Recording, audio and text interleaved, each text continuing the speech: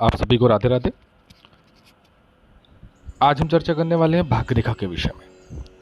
इसके पहले भी 3-4 वीडियो से हम जो बात कर रहे हैं वो भाग्य रेखा के विषय में कर रहे हैं कि भाग्य रेखा क्या हमारे जीवन में महत्व क्या होता है, वह हमें क्या क्या प्रदान करती है, एक सुदृढ़ स्पष्ट भाग्य रेखा हमको क्या देती है, यदि भाग्य रेखा सर्पाकार होकर जाए तो क्या देती है, अगर भाग्य रेखा कटी हो तो क्या देती है, या अन्य प्रभावी रेखाएं उसको काटे तो हमारे भाग्य में उसका क्या असर पड़ता है। भाग्य रेखा का मतलब ये नहीं होता है कि हर चीज़ हमें भाग्य से ही प्राप्त होगी। कर्मक भी होते हैं, मतलब कर्म से प्राप्त होता है, हम कर प्रधान ही होते हैं, लेकिन भाग्य का कहीं ना कहीं हमारे पुण्य जो होते हैं, पूर्व जन्म के जो पुण्य होते हैं, उसमें हमारे भाग्य के वश हमको कुछ ना कुछ राहत जरूर देता है। मतलब जहाँ हमारे कार्य ना बनने वाले हो, बिगड़ने वाले, तो वहाँ हमारा भाग्य अवश्य साथ देता है ना। तो भाग्य रेखा का अपने जीवन में बहुत महत्व है। खासकर हस्त रेखा में अगर हम देखें या ज्योतिष शास्त्र में हम देखें तो भाग्य रेखा एक मूलतः बहुत महत्वपूर्ण कारक है हस्त रेखा में भाग्य का। अच्छा, भाग्य रेखा के इसके पहले वाले वीडियो में हमने क्या जाना कि भाग्य रेखा यदि सर्पाकार और कई स्थानों पर टूटी हो तो उसका क्या परिणाम होता है, और अगर मस्तिष्क रेखा से निकलकर कुछ शाखाएं नीचे की ओर जाकर भाग्य रेखा को काटे तो उसका क्या परिणाम होता है। ठीक है, तो हमने इसके पहले ये भी जाना कि अगर हृदय रेखा से निकलकर कुछ शाखाएं भाग्य रेखा को काटे तो क्या परिणाम होता है, भाग्य रेखा शनि पर्वत पर आड़ी रेखाएं काटें तो क्या परिणाम होता है ना। और ये भी जाना कि अगर भाग्य रेखा को शनि पर्वत पर छोटी छोटी आड़ी रेखाएं सीढ़ी नुमा होकर काट रही है तो क्या परिणाम। आज उसके आगे हम चर्चा करेंगे भाग्य रेखा के विषय में। ठीक है, तो ध्यान से सुनिएगा कि मैं एक एक पॉइंट आपको बता रहा हूं। अगर आप इस वीडियो को स्किप करोगे तो आपको समझ में नहीं आएगा। ठीक है, तो प्रारंभ करते हैं। भाग्य रेखा, पहले तो आप ये जान लीजिए कि भाग्य रेखा कहाँ से निकलती है। ये होती है मणिबद्ध रेखाएं, और इसका उद्गम स्थान भाग्य रेखा के यहाँ से जाता है शनि पर्वत तक। मूलतः यह देखा जाता है, किंतु कई लोगों के हाथ में शुक्र भी जाता है, बृहस्पति भी जाता है, या बुध में भी जाता है ना, और सूर्य पर भी जाता है। तो भाग्य रेखा के उद्गम स्थान है, ये हो गई हमारी जीवन रेखा, और ये है हमारी मस्तिष्क रेखा, और ये है हमारी हृदय रेखा। ठीक है, अब अगर भाग्य रेखा शनि पर्वत पर तारा हो, शनि पर्वत कहाँ पर है, यहाँ पर है, ये शनि पर्वत है, ये मध्यमा की उंगली है। यहाँ तारे का मतलब समझ रहे हैं आप, ये तारानुमा चिन्ह होता है, ये इसको हम तारा बोलते हैं, स्टार, है ना। तो ऐसा चिन्ह अगर यहाँ निर्मित हो रहा है, कहाँ पर, शनि पर्वत पर, ये यहाँ पर अगर ऐसे तारानुमा चिन्ह निर्मित हो रहा है, और भाग्य रेखा इसके साथ ही भाग्य रेखा अगर यहाँ तक जा रही है ना, मतलब ये भाग्य रेखा जा रही है और यहाँ पर तारे का चिन्ह निर्मित हो रहा है। ठीक है, और भाग्य रेखा को क्रॉस करती हुई निकल रही है, और साथ ही अगर आप देखेंगे चंद्र पर्वत पर भी, यहाँ पे भी तारे का चिन्ह निर्मित हो रहा है। ये चंद्र का क्षेत्र है, चंद्र का भाव है ना।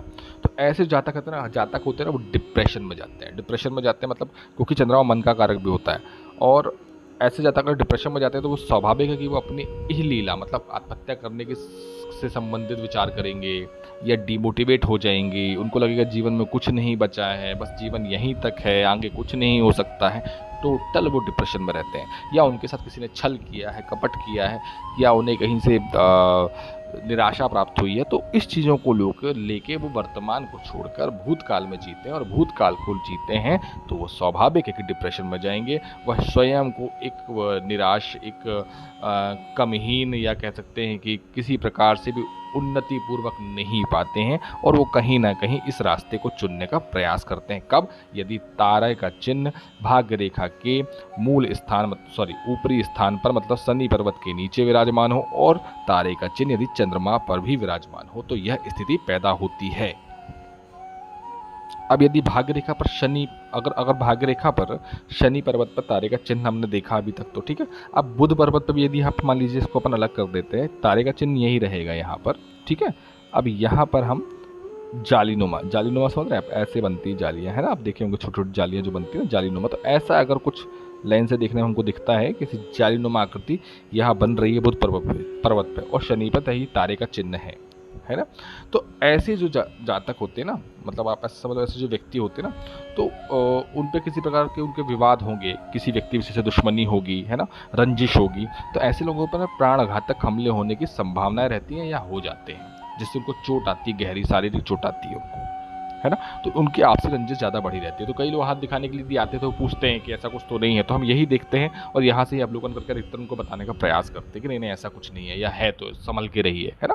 तो ये यहाँ से देखा जाता है। अच्छा, अब इसके अलग हम देखें कि अगर भाग्य रेखा के अंत में तारे का चिन्ह, अंत का मतलब समझ रहे हैं, अंत का मतलब आप लोग समझ रहे हैं क्या? पहले समझ लीजिए, भाग्य रेखा का उद्गम स्थान है, मतलब निकलने का अंत यही कहलाएगा, है ना? और बिल्कुल उसके छोर पे है, मतलब भाग्य रेखा यहाँ एंड हो रही है, इसको बना देता हूँ मैं एक बार, ये भाग्य रेखा यहाँ पर एंड हो रही है और ये तारे का चिन्ह छोर पर है ना?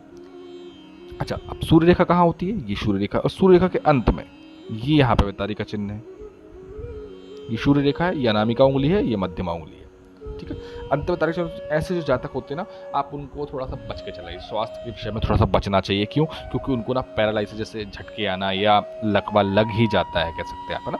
तो ये जो उनका एक अंग काम करना बंद कर देता है, उनको अंगों से संबंधित समस्याएं कुछ ज़्यादा हो जाती हैं अगर सूर्य रेखा के अंत में तारे का चिन्ह हो और शनि मतलब भाग रेखा के अंत में तारे का चिन्ह हो, मतलब शनि पर्वत के ऊपर जस्ट, ठीक है? तो यह तारे का चिन्ह उत्तम नहीं माना जाता ज्योतिष में, ठीक है? अच्छा, अब इसके विपरीत अगर हम देखें कि अगर भाग्य रेखा के आरंभ में दीप हो, अब दीप का मतलब समझ रहे हैं, भाग्य रेखा के आरंभ में, आरंभ मतलब जहाँ से उद्गम हुआ है, तो मान के चलिए यहाँ से उद्गम हो रहा है, ये उद्गम स्थान है। अब यहाँ दीप का चिन्ह तो ऐसा देखा होगा आपने, ठीक है? ये दीप रहता है ऐसा, ये दीप का चिन्ह बनता है, तो यहाँ पे अगर ये चिन्ह बनता हुआ दिखाई दे रहा है हमको, ठीक है? तो जातक का जन्म ना बोलते हैं कि थोड़ा सा रहस्यमय ढंग से होता है, ऐसा हालांकि बहुत कम हाथों में देखा जाता है, तो बोलते हैं इससे रहस्यमय होता है।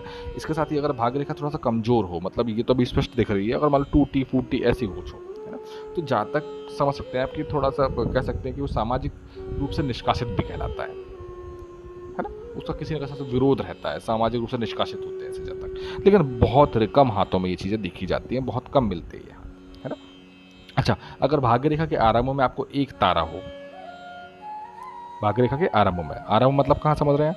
आरंभ मतलब जहाँ से उद्गम स्थान होता है, उद्गम मतलब जहाँ से निकलती है, तो यहाँ पे एक तारे का चिन्ह है और यहाँ से रेखा निकल रही है ना? तो ऐसे जो जातक होते हैं ना, ऐसे जो व्यक्ति होते हैं, तो ऐसे उनके माता पिता को आरंभ में ही कोई ना कोई भारी नुकसान उठाना पड़ता है, जन्म के समय से ही कुछ ना कुछ, मतलब किसी प्रकार की बीमारी, चाहे वो आर्थिक हो, स्वास्थ्य हो, किसी प्रकार से वो हानि उठाना पड़ती। कब? अगर भाग्य रेखा के आरंभ में ये तारे का चिन्ह हो, तो ऐसा हस्त ज्योतिष शास्त्र में कहा जाता है कि ऐसा होता और देखा भी जाता है। अच्छा, इसके साथ ही अगर शुक्र पर्वत पर, शुक्र पर्वत कहाँ है? ये शुक्र पर्वत है, अब यहाँ भी तारे का चिन्ह है ना? तो इसमें से किसी एक व्यक्ति, जब बच्चा जन्म लेता है तो उसमें से माता पिता में से कोई एक तो नहीं रहता, मतलब उनका देहावसान हो सकता है या किसी प्रकार से वो अलगाव हो सकता है, किसी प्रकार से वो समक्ष नहीं होता अगर यहाँ पे ऐसा तारे का चिन्ह, हालांकि शुभ नहीं माना जाता है यहाँ पर इस स्थिति में, ठीक है? तो इसलिए ऐसा अवलोकन किया जाता है हस्त ज्योतिष में। अब मान के चलिए अगर हृदय रेखा और शुक्र पर्वत के बीच दीप का चिन्ह, तो पहले हृदय रेखा को समझ लीजिए कहाँ है। शुक्र पर्वत तो ये है, ठीक है? अब हृदय रेखा ये है, अब इनके बीच में अगर ये भाग्य रेखा यहाँ से जा रही है, ठीक है? अब यहाँ पर अगर हम देखते हैं दीप का चिन्ह बन रहा है, मतलब यहाँ से ये शुक्र पर्वत का क्षेत्र है पूरा, ठीक है? और यहाँ पर ऐसे दीप का चिन्ह निर्मित होता है और ये फोर्क बनाता है, ये फोर्क बनाता है ना? तो ऐसे जातक को ना, जातक और मतलब शुक्र मतलब दाम्पत्य जीवन, मतलब अर्धांगिनी, ठीक है? तो ऐसे जातकों का ना तलाक होने की संभावनाएं बढ़ जाती है, उनके अलगाव बढ़ जाते हैं, किसी न किसी वाद विवाद हो जाता है या डाइवोर्स की स्थिति पैदा हो जाती है। अगर यह स्थिति बनती है तो कि हृदय रेखा को टच करते हुए दीप का चिन्ह और शुक्र भाव की ओर अग्रसर होता हुआ जा रहा है, तो ये और फोर्क बना रहा है, तो कहीं ना कहीं ये स्थिति पैदा होगी, ठीक है? अब अगर भाग्य रेखा के बीच में वर्ग है, वर्ग का चिन्ह जानते हैं? तो वर्ग का चिन्ह मैं आपको बता देता हूँ, ये देखिए, ये वर्ग है, ये वर्ग आकार है, ठीक है? अच्छा, भाग्य रेखा के बीच में वर्ग बना है, तो ये यहाँ से भाग्य रेखा जा रही है। अब यहाँ हमने मान लीजिए, यहाँ हमने चिन्ह बना दिया वर्ग का, तो ये क्या है, इसका क्या अर्थ होता है? तो कई लोग बोलते हैं वर्ग का चिन्ह सर इस कारण, ऐसा नहीं है। वर्ग का मतलब होता है कि वह किसी बड़ी, अगर ऐसा चिन्ह दिखता है ना आपको आपकी भाग्य रेखा पे, तो आप समझ जाइए कि वह किसी बड़ी हानि से या आपको किसी बड़ी घटना से बचाने का प्रयास कर रहा है, आपको पूर्वाभास करा रहा है कि आगे क्या घट सकता है। तो ये वर्ग का चिन्ह खराब नहीं होता है, ये वर्ग का चिन्ह इंगित करता है, आप कह सकते हो कि आपकी छठी इंद्रिय का भी एक स्वरूप माना जा सकता है कि आपका सिक्स सेंस अच्छा हो सकता है इससे। अगर वर्ग का चिन्ह है तो आपको किसी घटना का पूर्वाभास हो जाता है कि फला जगह फला घटना हो सकती है, आप उससे सतर्क हो जाते हैं, ठीक है? अच्छा, आज तो इतना वीडियो में इतना ही। कल हम फिर इस वीडियो में चर्चा करेंगे वर्ग के विषय में, भाग्य रेखा पर वर्ग का और स्थान अगर कहीं कहीं पर है तो उसके क्या लाभ और हानि होते हैं, ठीक है? तो वीडियो देखिएगा जरूर। तब तक के लिए राधे राधे।